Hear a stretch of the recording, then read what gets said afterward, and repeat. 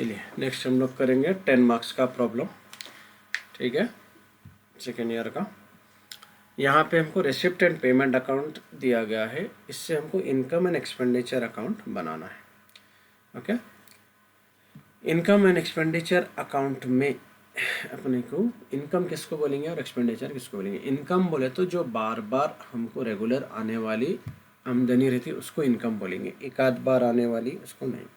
Similarly expenditure जो बार बार हमसे regularly खर्चे होते हैं उसको एक्सपेंडिचर बोलेंगे। एक आध बार आप खर्चा कर रही, कुछ खरीद रही, तो that will not be expenditure. तो इस अकाउंट में से हम लोग को एंट्रीज निकाल के लिखना है, ठीक है। इसका परफॉर्मा है income and expenditure account, left side में एक्सपेंडिचर जाएगा, राइट साइड में इनकम, सीधा हाथ बरकत का याद रख लेना, ठीक है।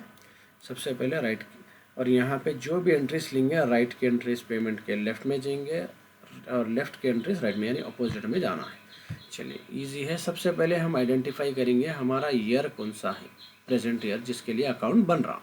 तो यहाँ पे ईयर एंडेड दिया उन्हें मार्च 2021, तो इसका मतलब अपना ईयर शुरू हुआ 20 में, 20 लास्ट ईयर शुरू हुआ था ईयर अपना, और मार्च में यहाँ पे ख़त्म हुआ, तो अपना ईयर का नाम है 2021, ठीक है। अपना ईयर यहाँ पे अपने को ख़त्म हुआ, तो इन्हें अपना ईयर क्या रहेगा 20 और 21 रहेगा ईयर। ये प्रेजेंट ईयर है जिसके लिए क्या कर रहे हैं हम लोग अकाउंट बना रहे हैं, ये हमेशा पहली चीज़ याद रखें। ओके, चलिए प्रेजेंट ईयर 2021 है। सबसे पहले राइट से आएंगे, सैलरी से 10,000, तो राइट में सैलरी है। सैलरी क्या है, अपन बार बार पेमेंट करते हैं, अपन एज ए कंपनी, ऐसे सोशल क्लब है समझो अपन, ठीक है। यहाँ पे एज ए क्लब है, अपन सैलरीज क्या है एम्प्लॉयज़ को पे करते हैं। डायरेक्ट अमाउंट नहीं ले रहा हूँ, पहले एडजस्टमेंट चेक करूँगा कि मैं सैलरी का कोई एडजस्टमेंट है क्या।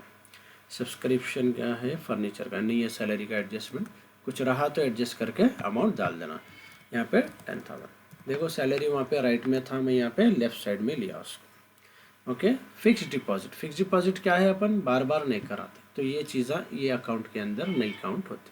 Okay, purchase of furniture, furniture अपन बार बार नहीं खरीदते, कभी कभी रेयरली खरीदते, तो ये भी इसके अंदर काउंट नहीं होता। Purchase of share, same shares को बार बार नहीं खरीदते अपन, तो ये भी इसके अंदर काउंट नहीं होता, वो खर्चा नहीं होता, वो इन्वेस्टमेंट होता अगर शेयर्स खरीद रहे हैं। स्टेशनरी एंड प्रिंटिंग, ये अपन रेगुलर खर्च करते, अगर ऑफिस है तो मेरे को रेगुलर ये चीज़ें लेना पड़ता, तो इसको भी लूँगा मैं खर्चे में, टू स्टेशनरी एंड प्रिंटिंग, ठीक है। इसका एडजस्टमेंट नहीं दिया तो डायरेक्ट अमाउंट में 10,000 का इसमें ले ले रहा हूँ, डन। 10,000 नीचे ना, हाँ। जनरल एक्सपेंसेस, एक्सपेंस को सा भी रहने दो क्योंकि एक्सपेंडिचर अकाउंट बना रहे तो काउंट होता अपने को। टू जनरल एक्सपेंसेस, इसका भी एडजस्टमेंट नहीं है, डायरेक्ट अमाउंट ले लेंगे, ठीक है, 3,000 रुपीज़। नेक्स्ट है आपको ये balance carry down brought down, ये भी रिसिप्ट एंड पेमेंट अकाउंट है, इसका है, तो फिलहाल इसको लेने की अपने को कोई ज़रूरत नहीं है। अब अपन लेफ्ट साइड पे आएंगे, यहाँ पर ये बैलेंस है नहीं लेंगे। सब्सक्रिप्शन से शुरू होगा, सब्सक्रिप्शन क्या है, जब अपन कोई भी चीज़ की मेंबरशिप लेते हैं। अब ये खुद एक सोशल क्लब है, हैदराबाद यूथ क्लब, तो लोग आके सब्सक्रिप्शन लिए तो पैसे देंगे ना इनको मेंबरशिप के, तो इसको इनकम है, तो इस वजह से इन्हें क्या जाएगा इनकम साइड पे जाएगा। और लोग मेंबरशिप के पैसे रेगुलर देते हैं, रेगुलर आने वाले पैसे हैं अपने को, ये मेन एंट्री रहती है अकाउंट की, सब्सक्रिप्शन, ठीक है। सब्सक्रिप्शन में अपने को एडजस्टमेंट्स कैसा भी देता, 35,000 मेन अमाउंट है, तो मैं इसको अंदर लिख रहा हूँ क्योंकि मेरे को इसके एडजस्टमेंट्स के साथ उसको करना है। नीचे दिया आउटस्टैंडिंग सब्सक्रिप्शन 31/3/2021, अगर सेम ईयर का सब्सक्रिप्शन आउटस्टैंडिंग है तो हमेशा उसको प्लस कर। अपना ईयर क्या है 2021, ख़त्म 21 में हो रहा, तो ये भी 21 में ख़त्म हो रहा, तो इस वजह से अपन क्या करेंगे इसको प्लस करेंगे। सेम ईयर का अगर रहा आउटस्टैंडिंग तो हमेशा क्या करेंगे प्लस, कितना है अमाउंट 750, इसमें प्लस होंगे। और एक एडजस्टमेंट दिया देखो, subscription receive in advance, advance का मतलब होता अगले साल का, इसका मतलब ये सब्सक्रिप्शन जो है ये इस साल का नहीं है, अपने को रिसीव हुआ ये डेट पे, अपने साल में रिसीव हुआ लेकिन एडवांस में रिसीव हुआ। एडवांस का हमेशा मतलब होता आने वाली एक्टिविटी का, यानी कि यहाँ पे अपन ईयर वाइज कर रहे हैं तो ये आने वाले साल का है, तो ये अपना प्रेजेंट ईयर का नहीं है 2021 का, ये 21-22 ईयर की एंट्री रहेंगी। ठीक है, ये एंट्री जो रहेंगी, एडवांस का मतलब होता अगला साल इसमें। ठीक है, ये प्रॉब्लम में एडवांस का मतलब होता अगला साल। अगला साल यहाँ पे क्या काउंट होगा, 21-22। आई बात समझ में, 21-22 की एंट्री है ये। तो हमेशा अगले साल या पिछले साल की कोई भी एंट्री दे दो, उसको करेंगे अपन माइनस। आई बात समझ में, अगले साल या पिछले साल की कोई भी एंट्री देने दो, उसको माइनस करेंगे। सेम ईयर की एंट्री रही तो हमेशा होंगी प्लस, चाहे कोई भी एंट्री के साथ रहने दो। ठीक है, तो यहाँ पे 750 ऐड करें तो 35,750 हुए, फिर 250 इसमें से माइनस हुए, 35,500 अपने को यहाँ पे बचा। फाइनल अमाउंट डाल दिया हमने एडजस्टमेंट्स के साथ में। फिर एक बार बोल रहा हूँ, प्रेजेंट ईयर का अगर रहेगा 2021 का तो इसमें प्लस होता। ठीक है, आउटस्टैंडिंग सेम ईयर का रहा तो प्लस होता, अगर एडवांस रहा या प्रीवियस ईयर रहा कोई भी एंट्री तो हमेशा माइनस होता। ओके, चलिए उसके बाद है donation receive for mineral water. Donations usually जो है छोटे मोटे अमाउंट्स रहते तो लेते हैं, यूजुअली डोनेशन लेते ही नहीं अपन इसके अंदर, तो डोनेशन नहीं लेना, क्योंकि 40,000 रुपये हर बार कोई भी नहीं देता अपने को चंदा। ठीक है, रेयरली कोई कभी कभार देता, तो फिलहाल अपने को ये नहीं लेते।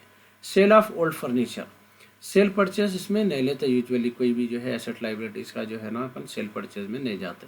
लेकिन इसका एक वो दिया मेरे को adjustment.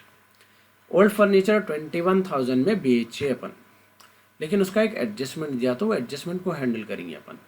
Value of old furniture sold 22,500, जो फर्नीचर अपन 21 में बेच दिए, असल उसके आना था अपने को 22,500, यानी 1,500 का लॉस होगा अपने।